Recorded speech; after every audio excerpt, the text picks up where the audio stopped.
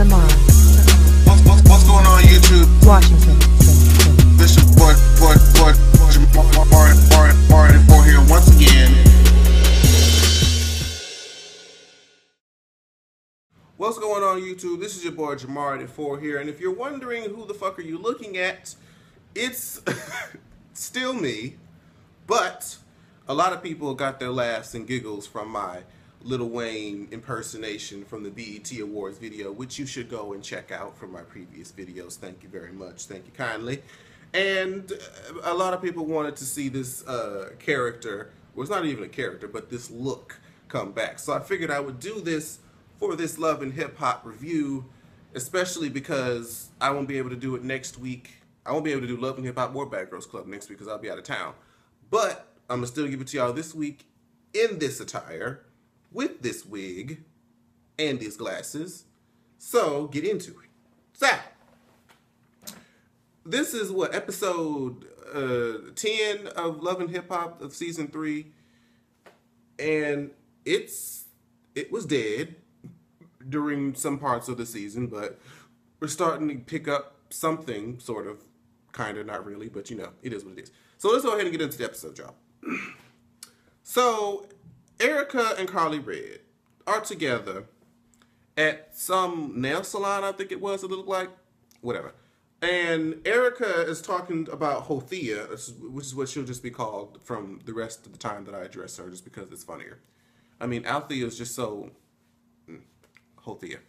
So they're talking about Hothea doing both Stevie J and Nico. And of course, Carly Red is just eating this up. Just like, oh my God, I have gossip. I can make myself relevant on the show again. Oh my God, I'm excited. So that's what Carly Red is giving me. And Erica's just kind of like, well, I ain't got no man no more. My man tried to steal the gas money straight out my motherfucking hands. So we're done. And I ain't with Scrappy, so I ain't really got much else to do but gossip about other bitches, so. So, Kirk, Rashida, and her mama sitting down in some outside balcony or some shit to talk. Girl. And they going back and forth. Of course, mama's talking about the whole, what the shit called? DNA test. Kirk is mad about a bicycle. And they go back and forth, and all this other shit. And then, what's the name? Mama wants Kirk to have an apology party.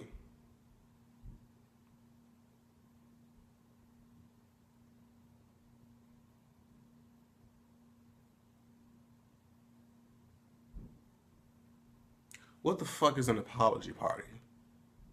Bitch, you want me to invite these people over, make them assorted snacks and beverages, to then get in front of them and talk about, I'm sorry to you, I'm sorry to you, I'm sorry to you, I'm sorry to you. No, no. If you're going to apologize to somebody, don't do it in a public setting like that. Do it on one-on-one, because otherwise I feel like it's just, you're just scattering yourself thin, like you're trying to molt, like, no. Don't, that's a bad idea. I agree with Kurt. That's stupid. That's stupid. If you want to apologize to somebody, just go up to them, have a one-on-one conversation with them, and apologize. That's how you do that. That apology party shit, no. And so, of course, Kirk brought up the whole bike thing again, and of course, Mama's going, oh, material possessions don't mean nothing to me, da-da-da-da-da. Oh, okay. Well, Kirk took them glasses and was like, snap. Granted, on one end, that was petty. It was, but it was funny. And if I thought that she was going to fly off the handle with that, but she ain't really too much trip off them glasses, for real, for real. So, I guess she made her point. So, Kirk, you lose that battle, honey. But yeah, they still gonna have their differences. They ain't quite ready to be adults yet, but you know, we're gonna give them credit where credit is due. So Carly Red joins Joseline at the gym, and Joseline, not Joseline, but Carly Red just couldn't wait. Carly Red was bursting at the motherfucking seams, couldn't wait to just throw this new gossip that she got about Hothea, about her fucking Stevie J, to Joseline, because she knew she was gonna flip a motherfucking wig. So, At first, Joseline is talking to Carly Red about multiple different booty holes and cootie cats in Stevie J's phone. Now, here's the thing. I don't know much about the heterosexual community and how they interact via sexting and all that other shit. But I have a question to y'all. Females. And actually, is this something that y'all do? I thought this was something that only the gays do. Y'all sending pictures of your booty holes? And men, do y'all want to see the female booty hole?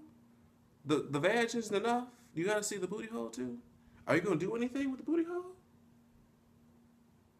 I just wanna know. And then he got 4 different ones. How could you tell that there are 4 different ones? Did they have 4 different skin tones? Because a whole, whatever. I ain't gonna get into I ain't gonna go no further than that.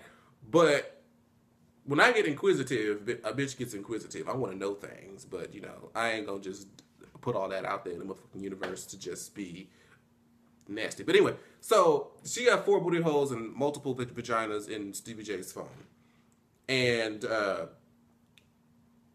Carly Red says, well, I forgot how she phrased the shit, but she pretty much just talked about how Athea been fucking Stevie J.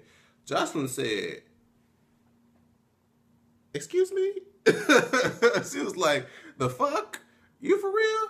Oh, hell no, bitch. Oh, hell no. He don't win the way to motherfucking Boston and check on his friend. He thought he left a happy wife who can come on to a motherfucking monster. Something she said, something along those lines. You know, I can't do Joseline and her broken ass English girl. I try, but I fail every time. But you know, I try.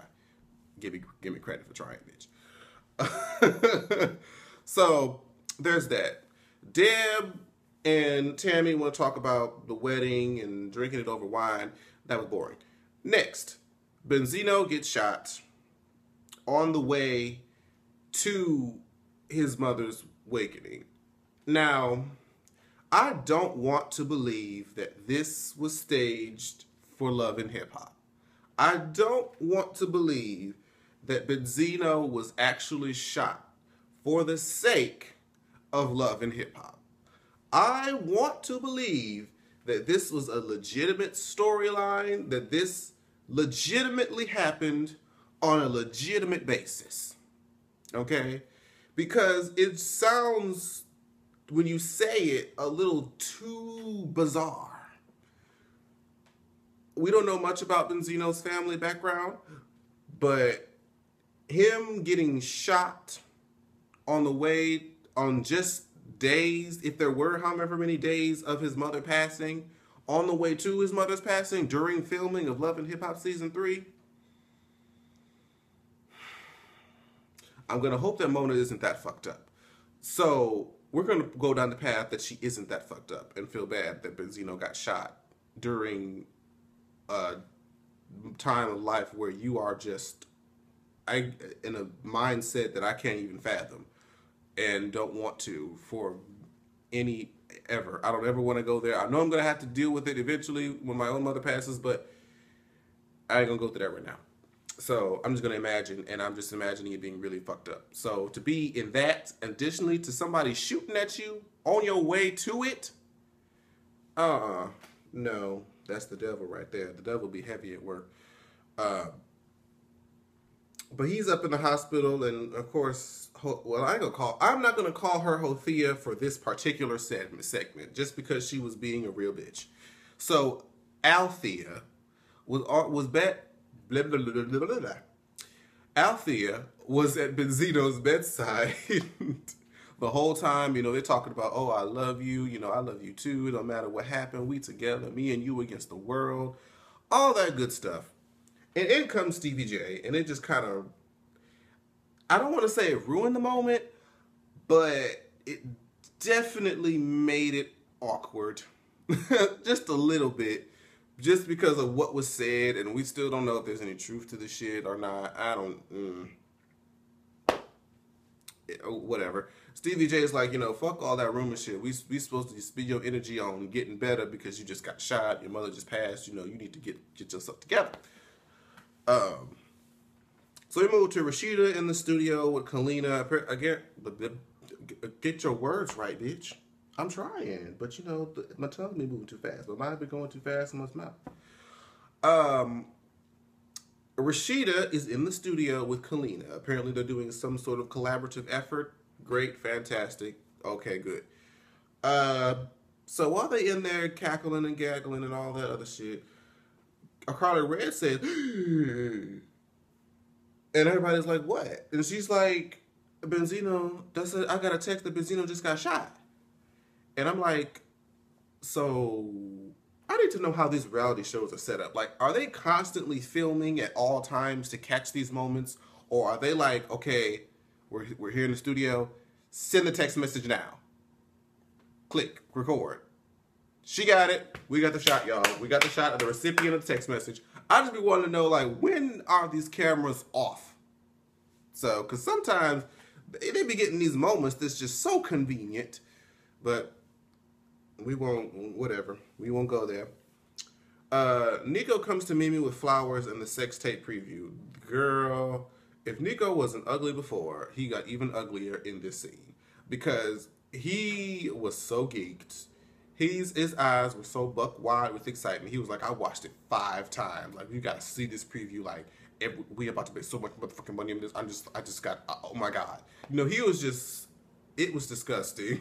It was honestly disgusting. And Mimi was just sitting there like, I have no words. I have a 4-year-old daughter. This is good. All the reviewers that I see that be doing Mimi's voice be killing me. I can't. Oh shit. But yeah, she was just there like she's so speechless. She don't know what to do and all this other stuff. Girl, you did it. You signed the papers. You could have said no, but you know you wanted to make your money. So, bitch, I ain't got too much else to feel sorry for you for. But it is what it is. Waka Flocka is, you know, I guess from the passing of his brother, is so ready to get married now, and he's so excited and all this other stuff. And I'm like, well, that's great. And you know what? I have to put my foot in my mouth because earlier I thought Waka was going to be the most ratchet motherfucker on this bitch, but Waka is the most level-headed Negro on this shit.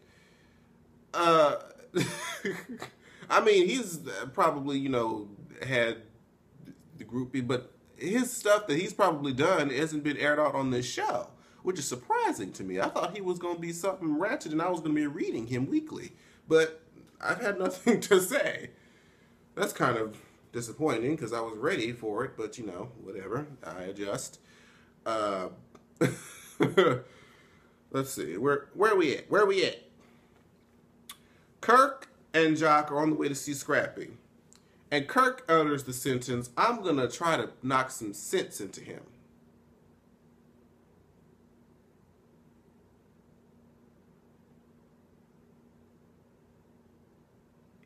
Kirk says, let me repeat. Kirk, think about who this is coming from. Kirk says he is going to knock some sense into somebody else.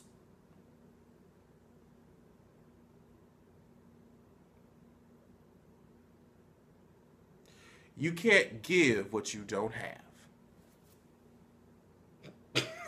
I'll leave it at that. You cannot give something that you never obtained yourself. Ooh! Hallelujah. I'm for real. How is Kirk gonna offer anybody sense when he try? Anywho, they trying to tell him that he needs to leave Erica Pinkett alone if he's trying to get back with the Bambi. And you just shut that down, and he tries, and Kirk explains about the whole sorry party, how he's going to do it even though it's stupid, just so that his mama would get off his back. Blah, blah, blah, blah, blah. The rest of that conversation was really boring, but I just wanted to point out the fact that Kirk said he going to knock some sense into somebody else. I'm like, bitch, really? You? Girl, bye. Scrappy comes to Bambi with a little puppy dog and trying to be all sentimental and romantic and shit. And Bambi was semi-eating it up a little bit, but she was just like, you know, this was nice and all, but you're going to need to come harder with a, if you want us to get back together, you're going to need more than just a puppy dog and all this other stuff and blah, blah, blah, blah. I'm like, okay, yeah, that was cute. That was cute. So, This episode ends with Joseline, or Joseline, Joseph, Jared, whatever you want to call her today, goes off on Stevie because he comes back and he's talking about, oh, you know, he was bugging, talking about how Althea was going around talking about how we slept together or something. And she was like, y'all did sleep together. I was like, oh, so you're sure now? And then she came in a confession to talk about she went around town. She got confirmation. She hit the streets to get the tea on Stevie's D. She went to get the tea on Stevie's D. And apparently the D went in Hothea's V. Okay? And y'all would swear I've been drinking. I'm sober. I'm sober as shit. Can y'all imagine when I'm drunk? My close friends know what it's like when I'm drunk. It is a sight to fucking see. I may come up on here one day and just be off my ass, but I don't know. I may have to think about that. I may have to look at that video again when I'm sober before I upload it. But anyway, that's pretty much how the episode ended. Another Stevie J versus Joseline. Oh, I'm going to divorce you. Oh, I'm going to go do this. I'm going to go leave and do all this other extra shit. Whatever. Y'all going to get back together and be fucking in the tub the next episode. But the preview, the part of the preview of next week that I want to see